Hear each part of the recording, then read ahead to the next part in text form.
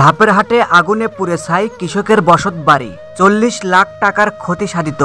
গাইবান্ধা জেলার সাদুল্লাপুর উপজেলার ধাপেরহাট পূর্ব হিঙ্গারপাড়া গ্রামের রবিউল ইসলামের বসত বাড়িতে গত ভোর রাতে ভয়াবহ অগ্নিকাণ্ড সংঘটিত হয়েছে।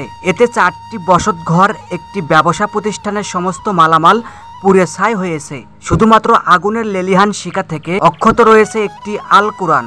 ক্ষতিগ্রস্ত পরিবার জানান, আগুনে পুড়ে তাদের আনুমানিক 40 লাখ টাকা ক্ষতি হয়েছে। বাড়ির মালিক রবিউল জানান, ভোর রাতে ঘুমের মধ্যে হঠাৎ করে আগুন দেখতে পেয়ে দ্রুত ঘর থেকে পরিবার সহ বাহিরে বের হই।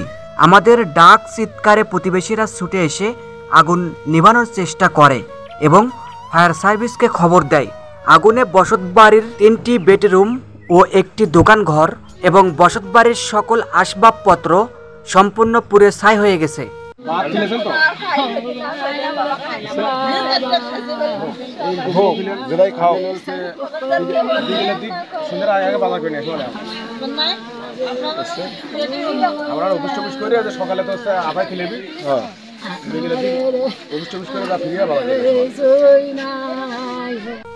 রবিউল আরও জানান, এটি একটি পরিকল্পিত ঘটনা। দীর্ঘদিন থেকে এক প্রতিবেশীর সাথে জমি জমা নিয়ে মামলা মোকদ্দমা চলছে। তারাই আমার ক্ষতি করার জন্য বসত ঘরে আগুন দিয়েছে, এমনটাই দাবি তাদের। প্রায় ঘণ্টাকাল ব্যাপী চেষ্টা চালিয়ে সাদুল্লাপুর ফায়ার সার্ভিসের একটি ইউনিট আগুন নিয়ন্ত্রণে আনে। আগুনের সূত্রপাত সম্পর্কে ফায়ার সার্ভিসের কর্মীদের কাছে জানতে চাইলে তারা তাৎক্ষণিকভাবে সঠিক কারণ বলতে পারেনি। তবে তারা বলেন, তাদের তদন্ত টিম এর মাধ্যমে অগ্নিকাণ্ডের সূত্রপাত খুঁজে বের করা হবে।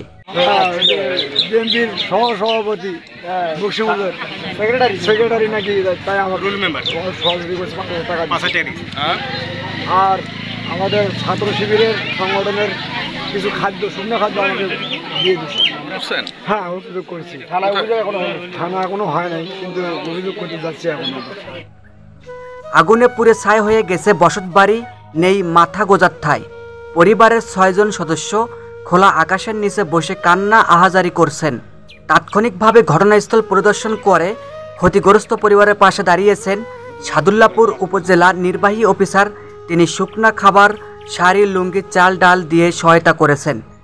স্থানীয় ধাপেরহাট ইউপি চেয়ারম্যান শহীদুল ইসলাম শিপন ঘটনাস্থল পরিদর্শন করে দুঃখ প্রকাশ করেন এবং সঠিক তদন্তের মাধ্যমে ব্যবস্থা নেওয়ার আশ্বাস দেন। ক্ষতিগ্রস্ত পরিবারকে রাতের খাবারের ব্যবস্থা করে দেন। এছাড়াও স্থানীয় বিএনপির নেতৃবৃন্দ ঘটনাস্থল পরিদর্শন করে আর্থিক সহায়তা করেন। স্থানীয় জামাতে ইসলামের নেতৃবৃন্দ ঘটনাস্থল পরিদর্শন করে তাৎক্ষণিক শুকনা খাবার দিয়ে সহায়তা করেছেন। ধাপেরহাট পুলিশ তদন্ত কেন্দ্রের ইনচার্জ আবুল বাশার ঘটনাস্থলে গিয়ে ক্ষতিগ্রস্ত পরিবারের সাথে সাক্ষাৎ করেছেন। মানুষ মানুষের জন্য, আসুন সকলে মিলে স্ব অবস্থান থেকে এই ক্ষতিগ্রস্ত পরিবারের পাশে দাঁড়াই। ঘুম অবস্থায় আসি না বাবা, আমরা কিছুই খবর পাই না। আগুন দেখে ছেলে গাঁত আগুন পড়ছে আর ঝাঁপ করে উঠছে, কাজে সবাই দৌড়ে উঠছি, সবাই দৌড়ে বেড়াচ্ছি। ভাই হ্যাঁ, আমার গাঁওটাও সবই পড়া গেছে বাবা, আগুন দিয়ে সবই পড়া গেছে। খবর পাই না বাবা, খবর পাই না।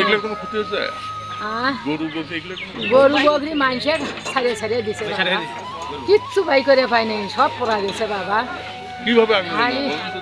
আল্লাহ জানে, বাড়িতে আগুন যে মানুষের নাগে দিছে বাবা।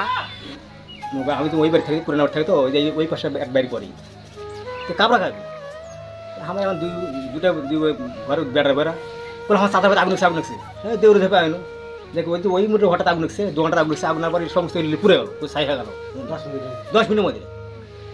তাহলে আগুন লাগছে, আস্তে আস্তে আগুনের মধ্যে বালতি করে পানি নিয়ে টানি, সেটা আনি বহু লোক সবাই করলো, কিন্তু আগুন নিয়ন্ত্রণে মিশে গেল না। নেওয়ার পরে আগুন নেওয়ার পরই তারপর ফার্স্ট আসতে দেরি করছে। আসে মনে যখন হালকা আগুন দিলে আগে চলে নিবেছে। আমি শুনছিলাম নাকি ইতিপূর্বে এদের জমি নিয়ে নাকি একটা কেসা, সেই জমিকে রিসিভ করিয়ে তারা নাকি ওই অফিসেও বলছে যে এর সাথে পারা গেল না, সব আসামি বাইরে হয়ে গেল, হ্যাঁ এদের বাড়ি পুড়িয়ে দেবো আমরা। আমিনুল ইসলামের রিপোর্টে আমি সুলতান বিন জামাল, আখিরা নিউজ।